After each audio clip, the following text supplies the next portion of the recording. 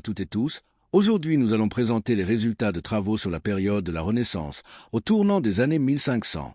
C'est une période capitale dans l'histoire qui marque la transition entre le Moyen Âge et les temps modernes. Thème 1. L'humanisme, notion centrale de la Renaissance. La définition de l'humanisme est le développement des connaissances humaines, c'est-à-dire que les humains ont commencé à inventer de nouvelles choses qui ont permis de faire avancer le monde. À partir de la Renaissance, l'homme commence à traduire plusieurs livres en grec et en latin datant de l'Antiquité. On étudie les langues, la géométrie, l'arithmétique, la musique, l'astronomie, des livres de médecins grecs, latins et arabes.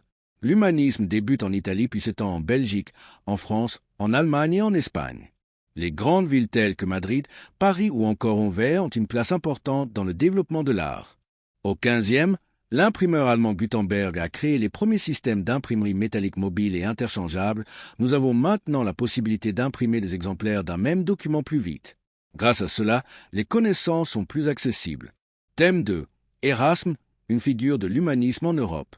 Érasme a pour projet pour les textes chrétiens de les traduire dans la langue de chaque royaume car il ne voit pas l'intérêt pour les chrétiens de réciter des prières qu'ils ne comprennent pas. On apprend qu'Érasme a enseigné le grec et la théologie, que c'est un précepteur d'un jeune noble anglais. Les régions dans lesquelles Érasme s'est rendu lors de ses voyages en Europe sont Lyon, Venise, Rome, Milan, ainsi que Paris ou Cambridge. Les trois célèbres correspondants d'Érasme sont Guillaume Budet, Thomas More et Martin Luther. Thème 3. Florence, berceau de la Renaissance. Ce qui fait de Laurent de Médicis un véritable prince sont ses activités artistiques. Ce prince aime aussi faire de la musique, des arts et de la littérature. Celui-ci avait utilisé les relevés approximatifs pour ses projets d'architecte. Les autres foyers de la Renaissance sont Paris, Anvers, Madrid, Prague, Bruges et Londres. Thème 4. Martin Luther, fondateur du protestantisme. Les moments importants de la vie de Martin Luther sont en 1517 quand il publie son livre 95 thèses. C'est une protestation contre le pape Léon X. En 1521, il se fait excommunier par le pape Léon X et se fait bannir de l'Empire par l'empereur. Luther reproche au pape la vente d'indulgences, c'est-à-dire le pardon des péchés offerts aux croyants par l'Église contre une somme d'argent. Luther propose qu'il faut enseigner aux chrétiens que celui qui donne aux pauvres, aux prêtres ou aux nécessiteux fait mieux que s'ils achetaient des indulgences. L'une des plus célèbres publications de Luther est la Bible traduite en allemand afin que tout le monde la comprenne. Après sa fondation par Luther, le protestantisme se diffuse dans les régions de l'Europe du Nord. Thème 5. Jean Calvin, deuxième figure de protestantisme après Martin Luther.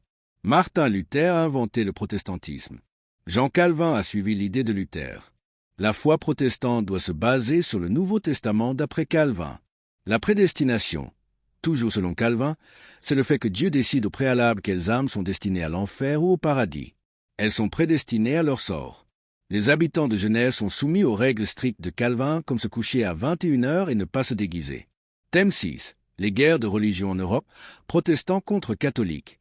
Beaucoup de guerres opposent les catholiques aux protestants durant 2 siècles. Au début de cette période, dans le Saint-Empire naît une nouvelle religion, le protestantisme. La plus importante de ces guerres a été la guerre de 30 ans qui opposa les gouvernants protestants aux catholiques de 1618 à 1648. Dans ce conflit, plusieurs pays voisins du Saint-Empire étaient impliqués, la France, le Danemark, la Suède et la Hongrie. En découvrant cette nouvelle religion, l'Église catholique voulut reconquérir les régions acquises par les protestants et faire disparaître le protestantisme en créant la contre-réforme. Entre religions, ils ne faisaient pas que la guerre, mais massacraient habitants des villes et pillaient les lieux sacrés comme lors du sac de Lyon par les calvinistes en 1562, ou au moment du massacre des protestants de la ville de Haarlem par les troupes espagnoles en 1572. Thème 7. Saint-Barthélemy en 1572. Le point de vue catholique accuse les protestants. D'après les catholiques, le roi a raison de haïr les protestants parce que ces derniers souhaitaient la mort du roi. Ils avaient détruit des monuments religieux. Dans leurs textes, les catholiques reprochent aux protestants leurs crimes. De la même manière, les protestants présentent les catholiques comme des personnes horribles. Les protestants disent avoir été envahis par les catholiques. D'après eux, les catholiques ont fait des crimes contre leur communauté. La Saint-Barthélemy était un immense massacre envers les protestants. Par contre, les protestants se qualifient comme des personnes maltraitées et innocentes. Les causes évoquées pour expliquer les massacres sont le déchirement de la noblesse française entre catholiques et protestants, l'acharnement des massacreurs et les protestants visés par l'ordre royal d'arrestation concernant leur chef. Thème 8. Léonard de Vinci. Léonard de Vinci était très inspiré de l'époque de l'Antiquité. Il dessinait et écrivait dans un carnet à propos de cette époque. Selon Léonard de Vinci, à l'époque de l'Antiquité, les hommes devaient construire des machines pour avoir le pouvoir et dominer la nature. Léonard de Vinci avait plusieurs passions. Il voulait connaître puis comprendre la nature humaine, ce qui se trouvait à l'intérieur de notre corps. Il disséquait des cadavres. Il aimait aussi beaucoup peindre. Léonard dit aussi qu'il est important de faire des démonstrations mathématiques pour prouver les découvertes. L'être humain est au cœur des travaux de Léonard car il voulait connaître et apprendre la nature humaine et comment est constitué un corps humain. Thème 9. La Renaissance, le début d'une révolution scientifique en France. Copernic, Galilée, Kepler. L'Église catholique soutient la théorie physique selon laquelle la Terre se trouve immobile au centre de l'univers, géocentrisme. L'Église catholique offre à Galilée de le libérer s'il reconnaît son erreur et son hérésie. Galilée ne soutient pas le géocentrisme et l'héliocentrisme, le fait que le Soleil est au centre du système solaire. L'Église condamne Galilée à la prison. Johannes Kepler poursuit les travaux de Nicolas Copernic et de Galilée sur l'héliocentrisme. Les lois de Kepler sont des relations mathématiques sur les mouvements planétaires. Il a prouvé que l'orbite des planètes n'était pas circulaire mais elliptique. Les lois de Kepler sur les trajectoires des planètes ont ensuite été réutilisées par Isaac Newton pour sa théorie de la gravitation universelle. Nicolas Copernic, avant Galilée et Kepler, défend la théorie de la révolution des orbes célestes.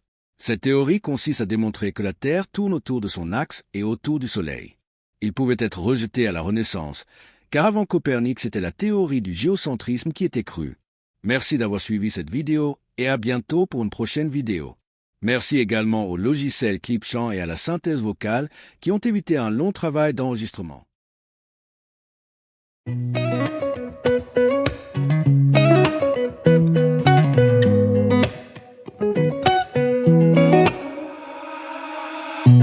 T'as de la fièvre, je tremble.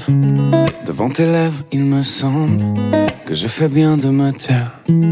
Tu fermes les yeux, je me perds. Quand t'as la rage, je suis sanguin. Quand tu voyages, je me sens loin. Dans cette partie de poker, disons que t'es mon joker. C'est donc ça, la fusion de deux corps élémentaires. C'est donc ça, être complémentaire. C'est donc ça, aimer quelqu'un beaucoup plus fort que soi. C'est donc ça, besoin de rien pour s'endormir le soir. C'est donc toi, la fin du jeu.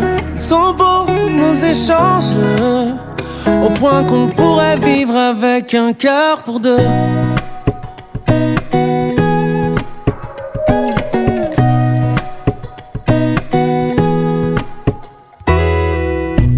Chaque fois que je cours, tu t'essouffles.